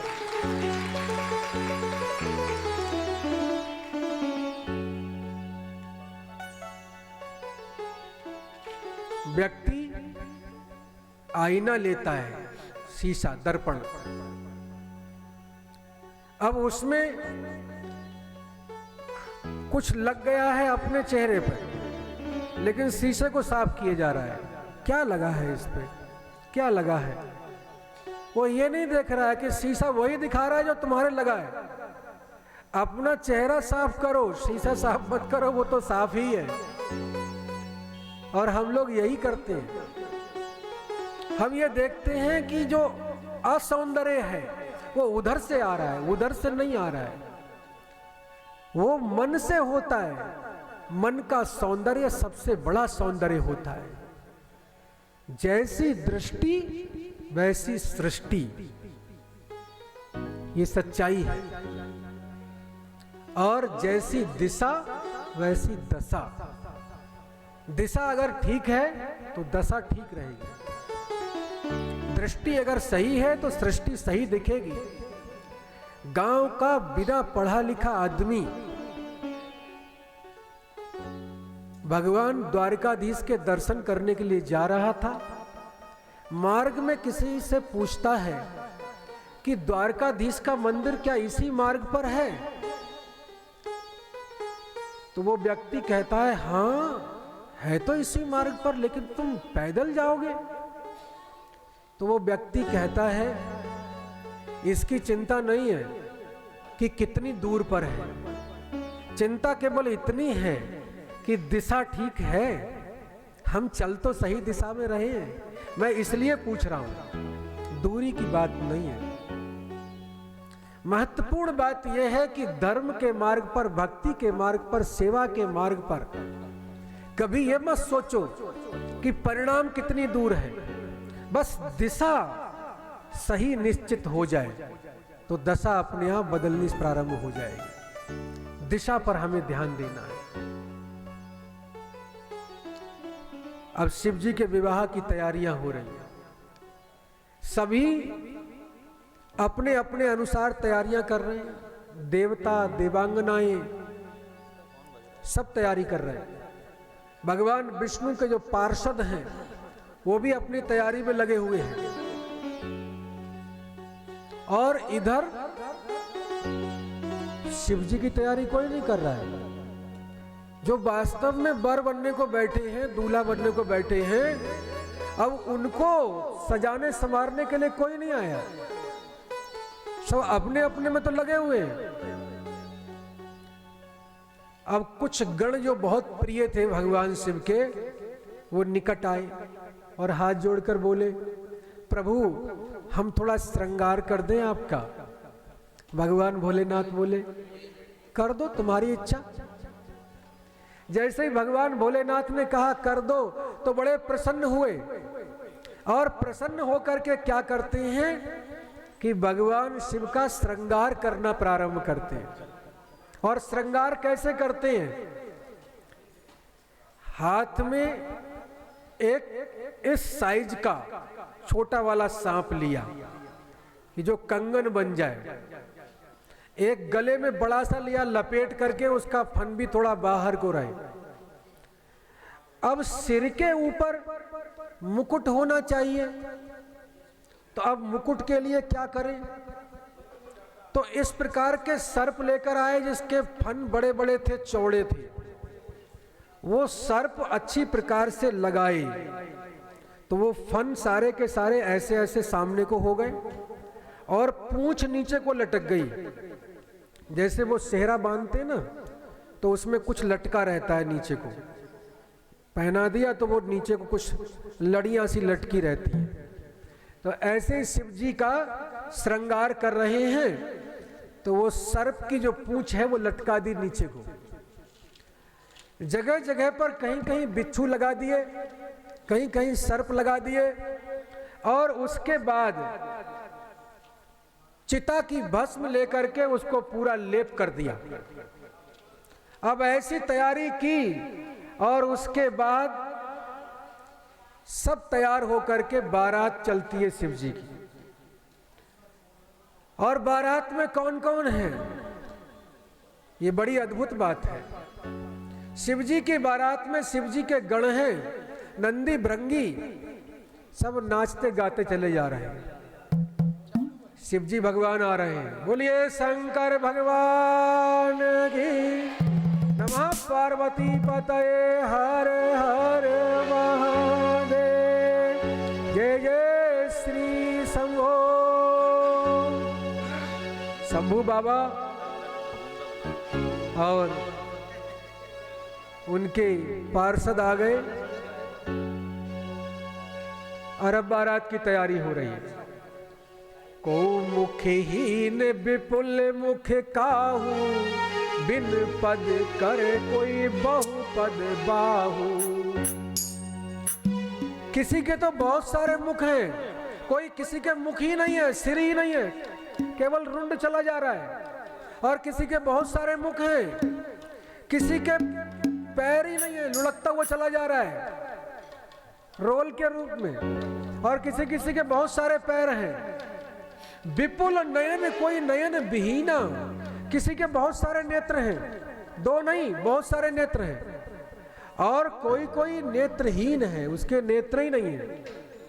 और रिष्ट पुष्ट कोई अति तनखीना, कोई बड़ा हृष्ट पुष्ट है और कोई बिल्कुल सूखा हुआ है। ऐसे ऐसे हैं। नाचई गावई गीत परम, सब नाच रहे हैं, गा रहे हैं, बहुत सुंदर सुंदर गीत गा रहे हैं। अब क्या गीत गा रहे हैं, आइए मिलकर गाते हैं। ओ भोले बाबा की आई है बारात, चलो सखी दर्शन करें। ओ भोले ओ भोले ओ भोले बाबा की आई है बारात, चलो सखी दर्शन करें। भोले बाबा की आई है बारात, चलो सखी दर्शन करें। दर्शन करें सखी दर्शन करें, दर्शन करें सखी दर्शन करें। भोले ओ भोले ओ भोले बाबा की आई है बारात, चलो सखी दर्शन करें। भोले बाबा की आई है बारात, चलो सखी दर्शन करें।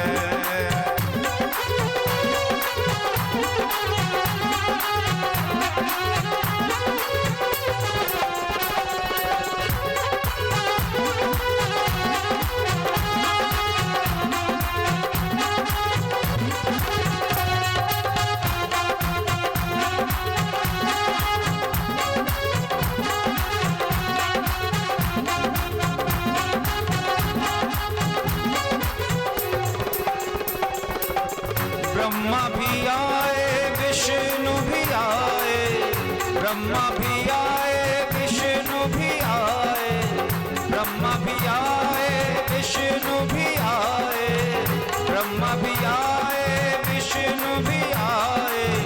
आए सब ऋषि साथ, चलो सखी दर्शन करें। हाँ आए ऋषि मुनि साथ, चलो सखी दर्शन कर। ओ भोले बाबा की आई है बारात, चलो सखी दर्शन करें, भोले बाबा की आई है बारात, चलो सखी दर्शन करें।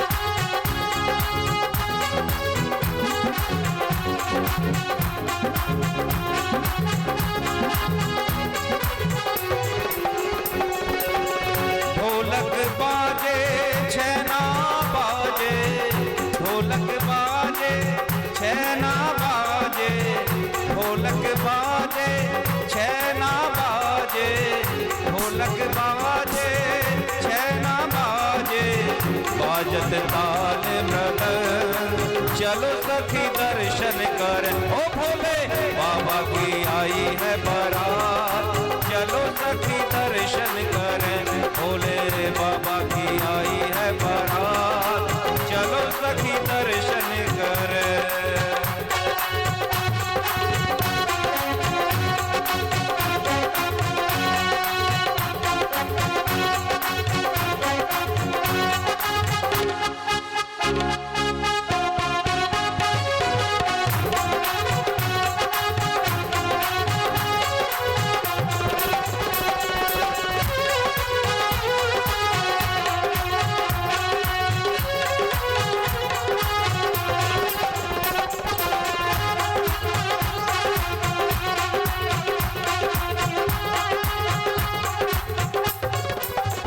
भोले शंकर भगवान की जयमाला हो रही है। थोड़े सामने से हट जाइए, बरमाला का कार्यक्रम चल रहा है, सभी लोग दर्शन करें। स्वस्ति न इंद्रो वृद्धश्रवाः, स्वस्ति न भूखा विश्ववेदाः, स्वस्ति नस्तारिक्षो अरिष्टनेमिः, स्वस्ति नो बृहस्पतिर्दधातु, प्रखदस्वां मारुतः प्रश्निमातरः, शुभञ्जापानो विदते कुचकमायाः, अग्निर्जिह्वां मानवः, सूरचक्षसो विश्वेनो देवाः, तदेव लग्नं सुदिनं तदेव, ताराबलं चन्द्रबलं तदेव, विद्याबलं दैवबलं तदेव, लक्ष्मीपते ते स्मरामि। आज के मुख्य यजमान के द्वारा शिव पार्वती जी का विवाह संपन्न कराया जा रहा है। बड़े आराम से, किसी को धक्का मुक्की ना करें, धैर्य के साथ लाइन चाहे बना लें, आराम से कन्यादान करें। और जो मुख्य यजमान हैं आज के श्री राजवीर शर्मा जी, वो आकर के सामने पूजन करेंगे। श्रीमती एवं श्रीमान राजवीर शर्मा जी पत्नी सहित आकर के वर कन्या दोनों का पूजन करेंगे, कन्यादान करेंगे। और हमारे जो इस कार्यक्रम के मुख्य यजमान हैं श्रीमती एवं श्रीमान पवन शर्मा जी, वो भी आकर के पूजन करेंगे। नित्य प्रति कथा के एक यजमान हैं जिनको विशेष रूप से मुख्य यजमान बनाया गया है। और इस कार्यक्रम के पूर्णतः यजमान पवन शर्मा जी सपत्नीक एवं इस कार्यक्रम के सूत्रधार, इस मंदिर के संरक्षक श्री के शर्मा जी एवं मंदिर के इस समिति के जो प्रधान जी हैं श्री बीपी दीक्षित जी, जिनके अथक प्रयास से यह कार्यक्रम संपन्नता की ओर जा रहा है। आप सभी इसमें यजमान हैं। आज के कुछ दानदाता हैं जिनके नाम इस प्रकार हैं, क्योंकि बाद में समय कम रह जाता है, किसी का नाम बोल नहीं पाते हैं। श्रीमती कैलाशवती जी 500 रुपए कन्यादान स्वरूप यहाँ दान दिया है। श्री संजय शर्मा जी 200 रुपए, श्री विनीत त्यागी जी 100 रुपए, श्रीमती पूजा शर्मा जी 100 रुपए, गुप्त दान 500 रुपए, श्रीमती रानी जी 101 रुपए, श्री दया शंकर झा जी 251 रुपए। इस प्रकार से कन्यादान में यह राशि प्राप्त हुई है। और हमारे मध्य में श्रीमान अरविंद गर्ग जी आए हुए हैं। उनसे आग्रह है कि मंच पर आकर के व्यास जी से आशीर्वाद ग्रहण करेंगे, आशीर्वाद प्राप्त करेंगे। अरविंद गर्ग जी यदि उनके कर्ण द्वारों पर आवाज जा रही हो तो मंच पर आएंगे और आशीर्वचन प्राप्त करेंगे। और आइए, कल के यजमान हैं हमारे श्रीमती एवं श्रीमान श्री शैलेंद्र शर्मा जी। कल के यजमान हैं श्रीमान शैलेंद्र शर्मा जी। जय हो जय हो। श्रीमती शैलेंद्र त्यागी जी, इसमें शर्मा जी लिखा था, कोई नहीं। श्रीमती एवं श्रीमान शैलेंद्र त्यागी जी कल प्रातः काल 10 बजे यहाँ आवाहित देवताओं का पूजन होगा। समय का ध्यान रखते हुए उन्हीं की तरफ से कल की व्यवस्था है। और आरती में यजमान थोड़ा व्यवस्था देख करके धक्का मुक्की ना करें, सभी को आरती की थाली प्राप्त होगी। आरती में और प्रसाद लेने की व्यवस्था में सबका सहयोग प्रार्थनीय है। आप सबका सहयोग अपेक्षित है। व्यवस्था बना करके आरती करें और व्यवस्था बना करके ही प्रसाद प्राप्त करें। प्रसाद की व्यवस्था दरवाजे में, गेट में इस कार्यक्रम की समिति के द्वारा की गई है। अतः सभी यजमानों से, सभी भक्तों से प्रार्थना है कि प्रसाद मंच में आकर के न लिया करें। केवल मुख्य यजमान जो पूजन का यजमान है वही पत्नी सहित मंच में आकर प्रसाद लें। और सभी के लिए यही प्रसाद दरवाजे से प्राप्त होगा। अतः व्यवस्था को देखते हुए, शांति को बनाते हुए प्रसाद और आरती में सहयोग करें। धन्यवाद। निराले दूल्हे में मतवाले दूल्हे में, बोल रहे हैं।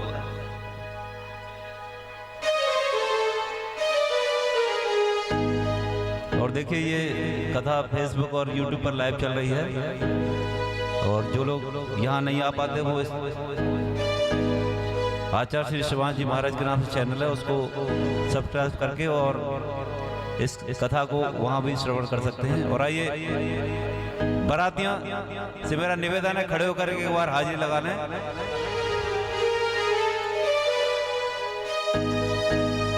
हो निराले दूल्हे में मतवाले दूल्हे में, सज रहे भोले बाबा निराले दूल्हे में, सज रहे भोले बाबा निराले दूल्हे में, सज रहे भोले बाबा निराले दूल्हे में। निराले दूल्हे में मतवाले दूल्हे में, निराले दूल्हे में मतवाले दूल्हे में, सज रहे भोले बाबा निराले दूल्हे में, सज रहे भोले बाबा निराले दूल्हे में।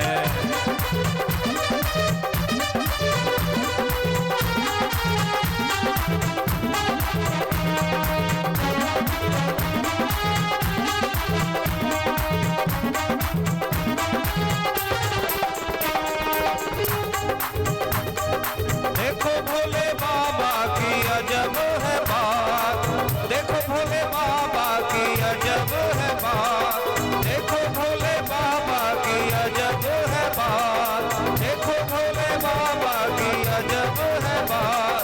चले हैं संग लेकर भूतों की बारात, चले हैं संग लेकर भूतों की बारात, सज रहे भोले बाबा निराले दूल्हे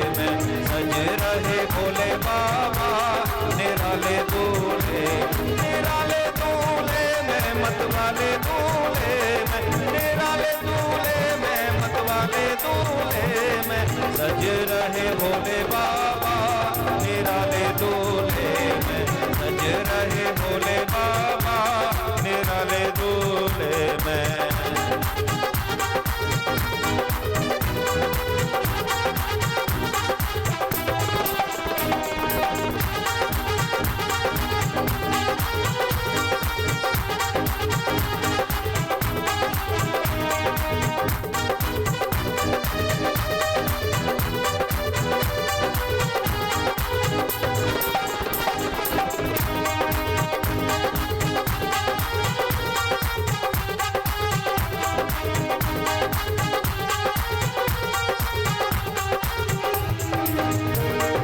भूतों की लेके टोली चले ससुराल, भूतों की लेके टोली चले ससुराल, भूतों की लेके टोली चले ससुराल, भूतों की लेके टोली चले ससुराल।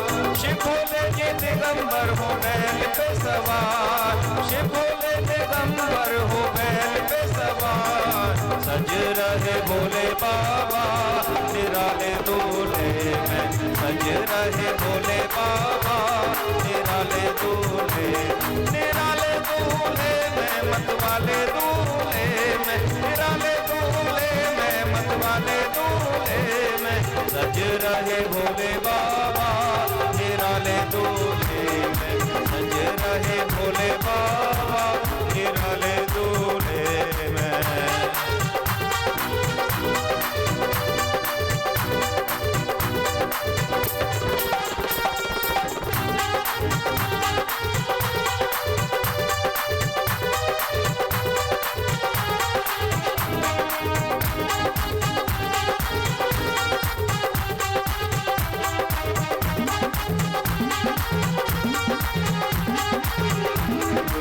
कोई बिना गर्दन किसी के नहीं हाथ, कोई बिना गर्दन किसी के नहीं हाथ, कोई बिना गर्दन किसी के नहीं हाथ, कोई बिना गर्दन किसी के नहीं हाथ।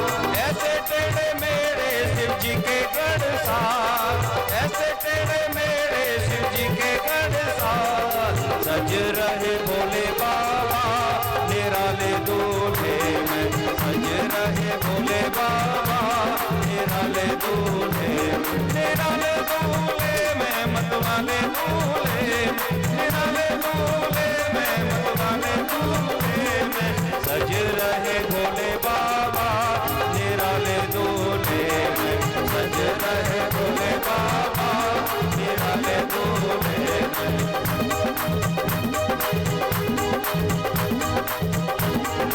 सज रहे भोले बाबा निराले दूल्हे में, सज रहे भोले बाबा निराले दूल्हे में, सज रहे भोले बाबा निराले दूल्हे में, सज रहे भोले बाबा निराले दूल्हे में, सज रहे भोले बाबा निराले दूल्हे में, सज रहे भोले बाबा निराले दूल्हे में।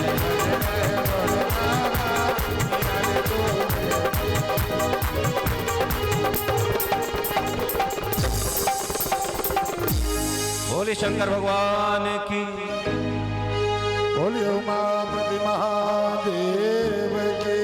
वो दीवाना बना दिया हमें, मस्ताना बना दिया।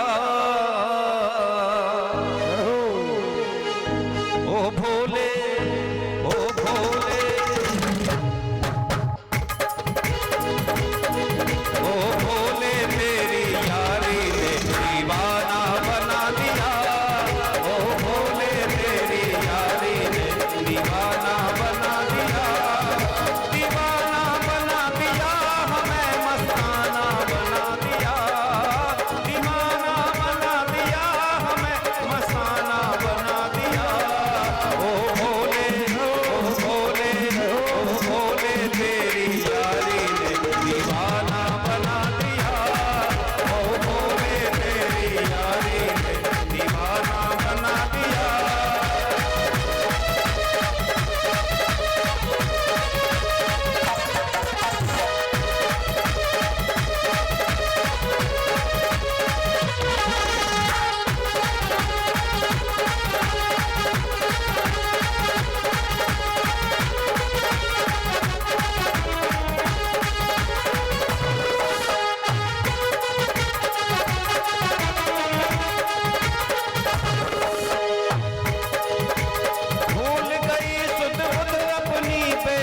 सी हो गई, भूल गई सुध बुध अपनी बेसुध सी हो गई, अपने ही घर में रहकर बेघर सी हो गई, अपने ही घर में रहकर बेघर सी हो गई। तुम क्षमा बना के दिल अपना परवाना बना लिया, तुम क्षमा बना के दिल अपना परवाना बना लिया, बोले तेरी यारी ने दीवाना बना लिया, ओ बोले तेरी यारी ने दीवाना बना दिया।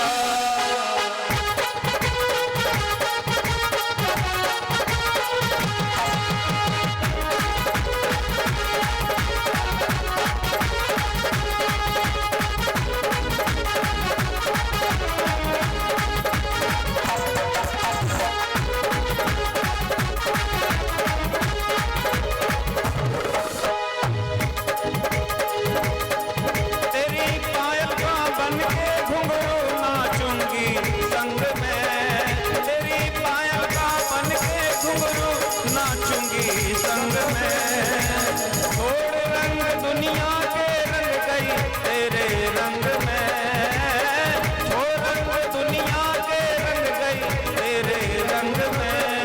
मैंने छोड़ जगत तेरी मूरत को है मन में बसा लिया, ए भोले तेरी यारी ने दीवाना बना दिया, ओ भोले तेरी यारी ने दीवाना बना दिया, दीवाना बना दिया हमें मस्ताना बना दिया, दीवाना बना दिया हमें मस्ताना बना दिया, ओ भोले तेरी यारी ने दीवाना बना दिया, ओ भोले तेरी यारी ने दीवाना बना दिया।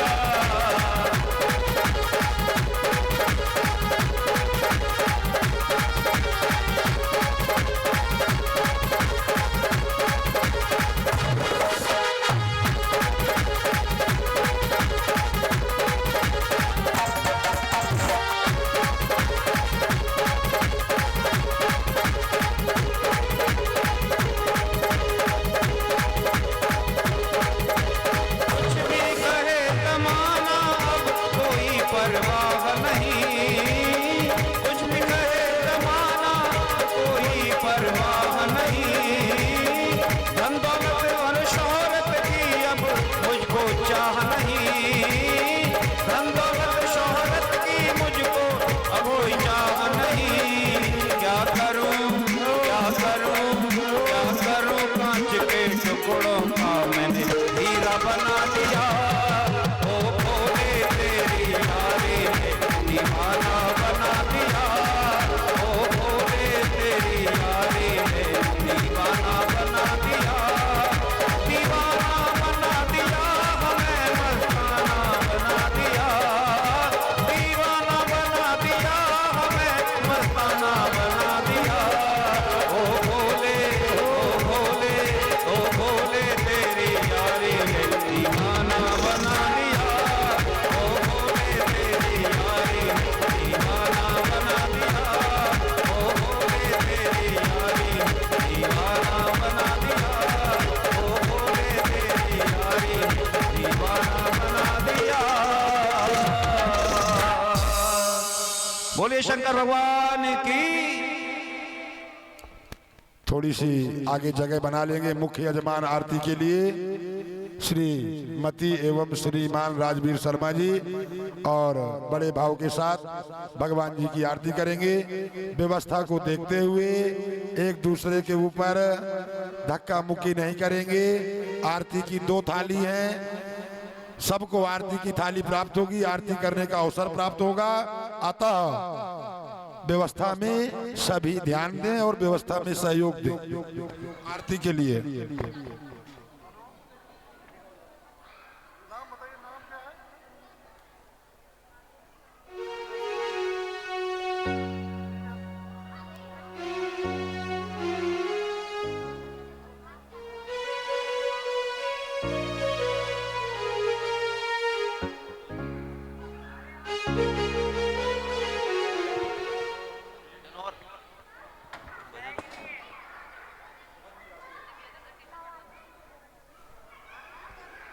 बोलिए शंकर भगवान की। हमारी माताओं बहनों के मुखमंडल बता रहे हैं कि अभी भगवान शिव की आराधना में थोड़ा और नृत्य करने का मन हो रहा है, तो 5 मिनट और ले लीजिए, कोई बात नहीं। चलिए 5 मिनट एक बार मन से भगवान शिव को अपनी सेवा अपनी पूजा अर्पित कर दीजिए। आज शिव शक्ति विराजमान है और उनके समक्ष अपना मन, अपनी श्रद्धा, अपनी आस्था प्रकट करें मन से। हेलो हेलो हेलो, बोलिए शंकर भगवान की। सभी भक्तों ने इतना अच्छा नृत्य किया है भोले बाबा की बारात में, तो भोले बाबा का भी आशीर्वाद देने का तो बनता है ना। तो किस किस को आशीर्वाद चाहिए भोले बाबा का, उठाइए दोनों हाथ। तो 1 मिनट के लिए सभी शांति से अपनी अपनी जगह पर खड़े हो जाएंगे। बोलिए भोले बाबा की। गुरुजी कह रहे, बोल रहे हैं ना।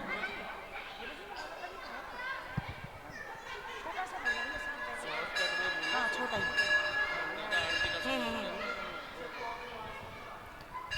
भोले बाबा कृपा कीजिए,